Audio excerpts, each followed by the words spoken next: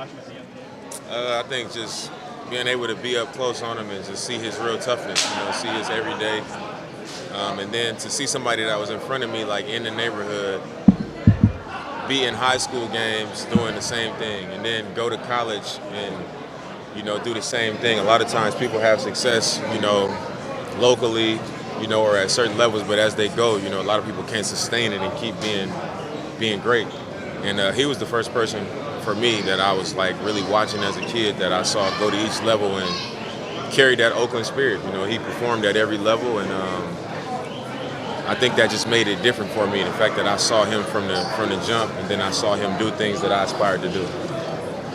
Wemby talked a lot about playing really hard in this game, going all out. Did you see that from him? And do you think the intensity overall was good in this format? I thought he played how he plays in the game. Seriously, like when I saw him, I was like, he was not messing around. And one time he got fouled, the ref didn't call it, and he got mad. But he knows one way, and you can tell that he's gonna play that way every time. Obviously, the intensity wasn't like a playoff game tonight, but it was definitely better than it has been, for some years now. Some stakes to it. Yeah. Thank you. Dan, in a game like this where you're playing to a set, a certain score total, not four quarters, did it generate any kind of feelings of back playing to pick up ball or playing apart, things like that? If anything, I think it picked up the urgency. It was like you can't just be giving away layups. I think over the last couple of years, you see guys just walking in, laying the ball up, just kind of free for all. And our number one message was like, they got to make shots. Like, we not letting dudes just walk in here and lay the ball up. And I think naturally that made you have to just put a little bit more into the game. Do you like this format, or you want to see a change? Or some people talking USA versus the global stars, or what do you think? I don't know. I think if you turn it into that, you still got to have 24 All-Stars. You don't want to bump out more American players just to have the rosters be even. That should be in an All-Star game. I think the format was solid. I think it would probably be more interesting instead of maybe the Rising Stars team doing it. Maybe the players with the next most amount of votes, or the next most amount of votes from coaches that got snubbed. Maybe that other team of 8 should be made up of those guys and go from there. I think that would create, some entertainment, for guys better than last year though?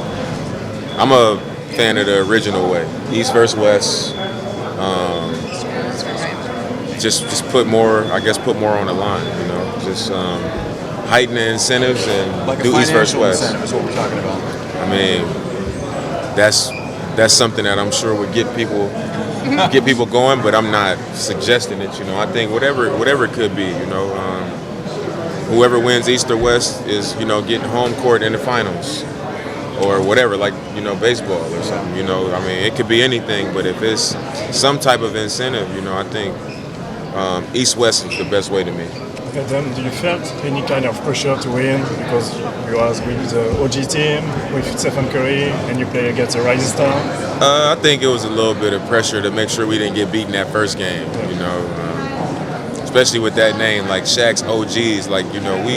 When you look at our roster, it's a lot of guys that have been doing this 13, 14, 15 years, at this level. And of course, you're going to have some pride about it. Even though it's an all-star game, you're not going to roll out there and just lose and get beat. We didn't want that to be part of our story, regardless of how light it is. And, we was able to come out and get both. Damn, a couple guys said that they didn't enjoy that format whatsoever. How did you feel about it? I wasn't mad at it. I think, like I said, I'm more of a fan of the just straight up East versus West, 2 halves of basketball, and then that's it. Dave, why do you think we've gotten to this point where we have to come up with gimmicks and stuff every year to make the game interesting? I think because you want to try to create some interest in the game instead of just watching us go up and down layups and just almost not play a competitive game at all. But I think it has a little bit to do with the way the game is. The game is faster. I think that's why we're seeing more injuries happening. The game is faster. It's more up and down, and the pace is up higher than it's ever been. The style of play, I think, is just wearing on guys' bodies. So the break is so deep into the season. You know, we got less than 30 games left, so our bodies are constantly breaking down over the course of a long season. So at this point, you come into the break, we trying to get into the playoffs healthy. You know, I don't think it's a matter of guys not caring. It's just there's so much pressure on this guy didn't win, and they need to do this, they need to do that. So we want to be our best for that, you know. And you don't want to go out there and get hurt, you know, when it's really nothing on the line. That's why I say if it's more incentivized or something like that, then maybe, you know, you'll see guys go out there and just play. But I think one of the things that could make it better is to kind of move All-Star Weekend up closer to, you know, the start of the season, like the actual midpoint, because right now, like I said, you coming back out of the break with 29 games left, and we want to get in that playoff healthy, you know. So I mean, I think that could be an adjustment too. My favorite part of the weekend is just being amongst the best players in the game, and all of the festivities that come with being a part of All-Star, you know. Bringing your family gets to get a peek behind the curtain of, you know, what our lives are really like. You know, they know what it's like from a beneficiary standpoint, but they don't always get to be there for, you know, everything. So them being able to come when we're doing media, they come to practice, and they come to the games, they come to the All-Star Saturday, they got access to things in the hotels, they seeing all the other families. It's just it's a great thing to be able to have your family be a part of, to get a look into, you know, what our world is. Dave, you kind of the last All-Star, and based on the first semifinal, you were, you know, one of the names that were being considered for it tonight. There's maybe no natural like MVP because of the format. What did you think of the run that Steph went on, you know, to be the guy to win it? I mean, I think anytime you're gonna look at an MVP, you want to look at what jumped out. In this type of format, nobody's going to have 50 points or 30 points. It's going to be hard to do it unless you shoot every time and make every shot. But you look at what jumps out. You know, when was the crowd the loudest? What you know, jumped off the floor? And that's probably who your MVP is going to be. So watching the game, it was like, I'm pretty sure Steph is about to win this MVP. You know, even though I don't know how many points he had, but it couldn't have been that much.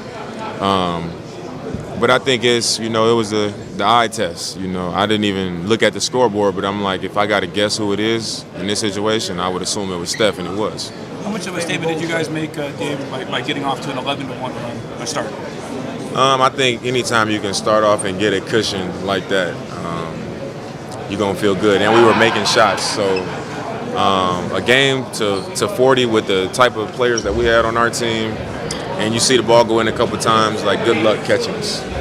Damian, I tracked down that young man who hit the shot, and he wasn't even supposed to be here today. His dad waited till the tickets went to a price he could afford. He's a college freshman. This is going to really help his future. Can you imagine? I mean, the clock was running down, and he banked one in. Yeah. I mean, coming into it, you know, they asked me to do it, and I knew that it would be a win-win situation. You know, I knew that it would be helpful for my scholarship partnership that I just started, and I knew it would be extremely helpful to someone else. And that was the reason I did it. I went out there and I made the first two, and you know, I'm not gonna say I lost on purpose, because I didn't. I was trying to make the shot, but I was, you know, putting a little, trying to make get a quality make or whatever. But I was just happy to see his real excitement. You know, that's life changing for somebody. You know, like you said, he wasn't even supposed to be here. Just get pulled on the floor, and then like it was dramatic. He like made it as the clock was going off. I love being a part of stuff like that. You know, where you can impact somebody else. Dave, you talked about the weekend. What was it like being back in the Bay Area? You know, being in Oakland yesterday and then here playing in San Francisco today. It was great. You know, just seeing so many familiar faces, being around loved ones, and sharing this entire experience with my people at this stage of my career. Overwhelming at times. You know, just I really grew up here. You know, a lot of people just that want to show love and they want to support. You know, it can be a lot. But overall, you know, I'm just happy that I was able to have this experience and be back here again. Cool. Thank you for a second.